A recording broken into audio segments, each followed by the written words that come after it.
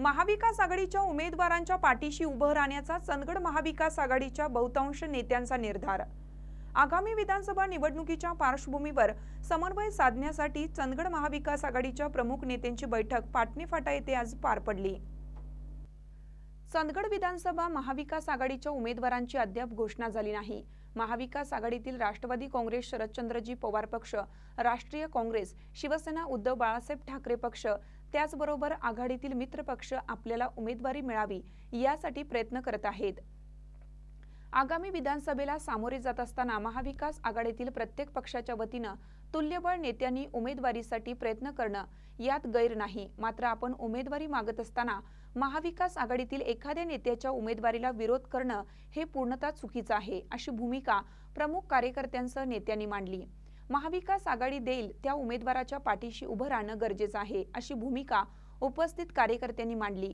राष्ट्रवादी काँग्रेस, शरदचंद्रजी पवार पक्षाच्या प्रमुख दावेदार असणाऱ्या डॉक्टर नंदाताई बाभुळकर यांनी शरद पवारांचा शब्द आपल्यासाठी अंतिम असेल असं जाहीर करून महाविकास आघाडीच्या उमेदवाराला विजयी करण्यासाठी आपण सर्वांनी प्रयत्न करूया असं आवाहन केलं।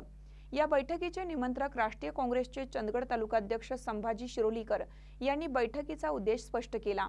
प्रास्ताविक MK पाटील यांनी केलं।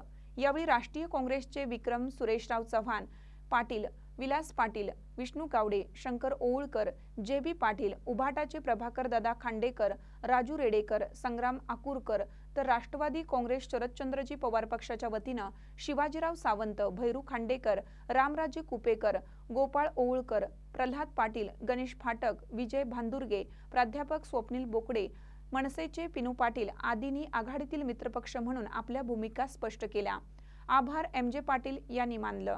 महानकर न्यूजसाठी प्रकाश ऐनापुरे, चंदगड। ताज्या बातम्यांसाठी महानकरेला सबस्क्राइब करा आणि बेल आयकॉनला क्लिक करा।